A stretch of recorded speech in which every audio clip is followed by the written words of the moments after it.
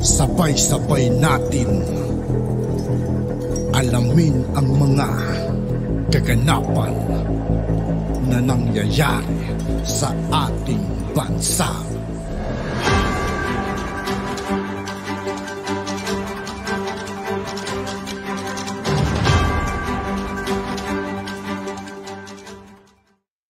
Yo, what's up mga kaibigan? This is I2K po again. Ngayon nandito naman tayo sa channel ni Banat Camartes TV. Dito naman ulit tayo magbibigay ng komento at reaksyon. Kaya samahan nyo guys, let's go! Ito ang balitang viral ngayon sa mundo ng social media.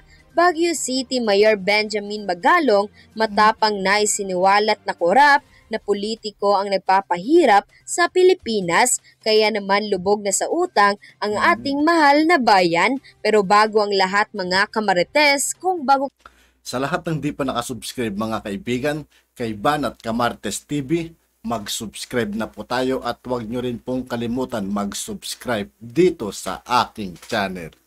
ka pa lamang sa aking channel ay mag-subscribe ka na at pakiclick na rin ang notification bell para mas maging updated ka palalo sa lahat pa ng bagong videos na aming i-upload in a future. At yun na nga mga kamarites, lumubo na naman ang utang ng Pilipinas at dahil di umano ito sa corruption ng mga politikong nanunungkulan sa ating mahal na bayan. Ito ang matapang na ibinulgar ng mayor ng Baguio City na walang iba kundi si Mayor Benjamin Magalong. May hamon din siya sa mga mambabatas. Pinasaringgan din niya ang mga politikong namomorsyento di umano sa mga proyekto ng gobyerno. At ito ang nakakagulat. Ayon sa alkalde, I start talking about traditional politics, I start talking about corruption, it is direct relation with poverty, and when I start doing that,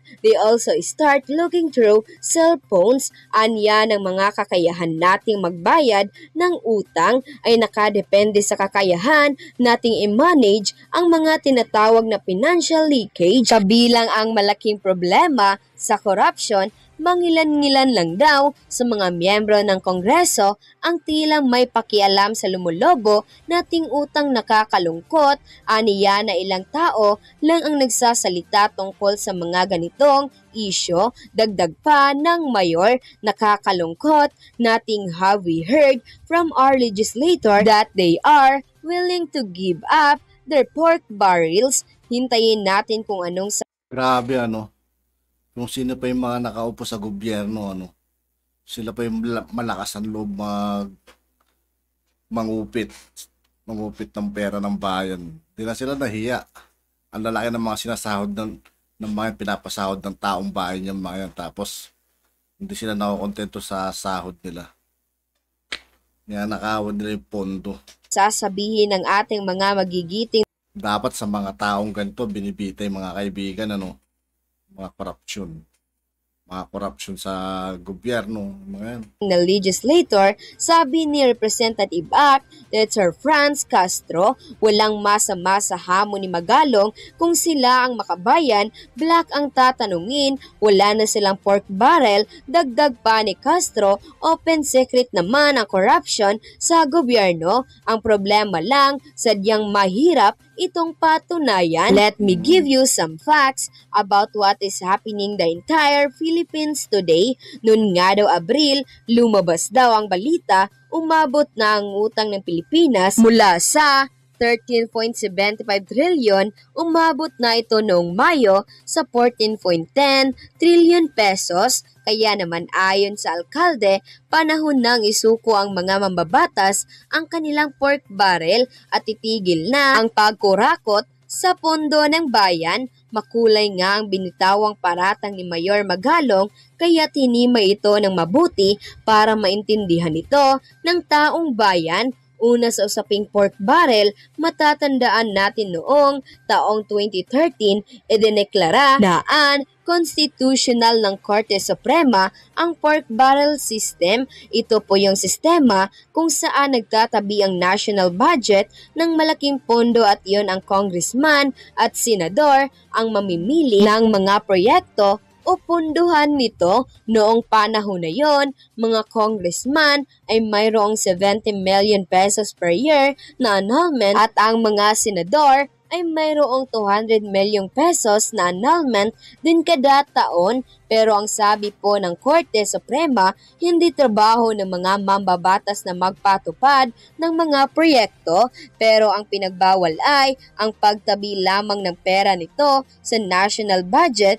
para mag-identify ng mga proyekto ang mga mambabatas, pero pinapayagan pa rin ang mga mambabatas na mag-identify ng kanilang mga proyekto basta't isilid lang sa budget ng DPWH. Sa madaling salita, wala na pong pork barrel, pero patuloy pa rin ang pagsingit ng mga project ng ating mga mambabatas sa budget ng National Government Agency. Pangalawang punto ng mayor, limpak-limpak di umano na pera ang mabubulsa sa mga proyektong ito dahil kakonsyaba raw ng mga mambabatas ang mga kontraktor at mga local official at pati din ang DPWH. Sa tansya panimagalong sa bawat 100 pesong budget para sa kontrata, halos kalahati ay nabubulsa at ang resulta para lamang matapos ang proyekto ay mga substandard na ang ginagamit na materials. Marami na di umano ang ginawa para masolusyonan ang problemang ito, pero nandyan pa rin.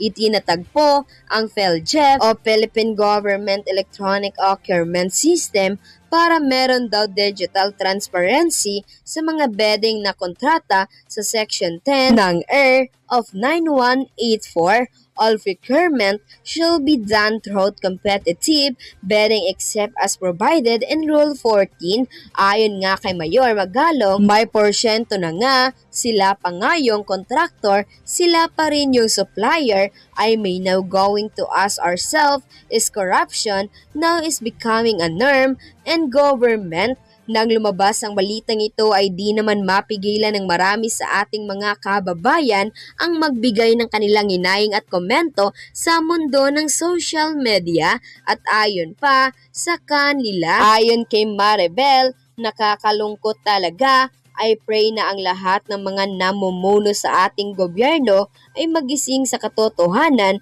at magkaroon ng malasakit sa ating bansa at sa ating mga mamamayang Filipino. Nakakahanga sa ibang bansa, lalo Singapore. Dito ang gobyerno prioritize ang lokal, walang corruption, kaya umunlad ang bansa. Sa atin kanya-kanya nakaw sa pira ng bansa, talagang malungkot.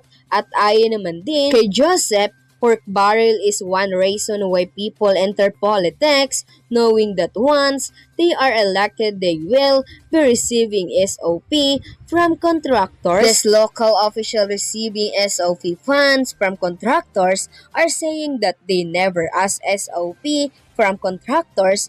On the contrary, the contractor are the ones giving them 20% of the contract amount as a sign of things. I am not sure if this is true as I have heard it from others. At ayon naman din kay Thomas Zagbon, sobrang nakakahiya sa mga politiko yung isiniwalat ni Mayor Magalong, corruption ay normal na raw.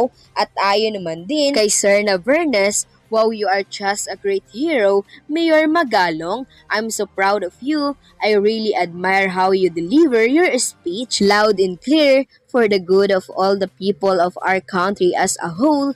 Long live Mayor Magalong. You're one of a kind leader. God bless. At ayon naman din kay Evelyn, absolutely, corruption is the main reason why this what happening. Mabuhay ka, Mayor Magalong. Sana nakikinig at maraming makikinig sa iyong talumpati.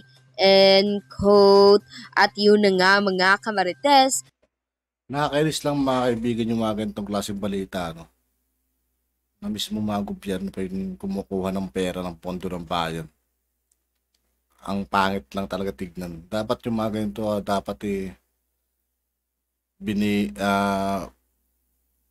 binibita yung mga ganitong klaseng tao. Mga corruption, mga ganito. Para kahit paano magkaroon sila ng takot na gumawa ng anomalya.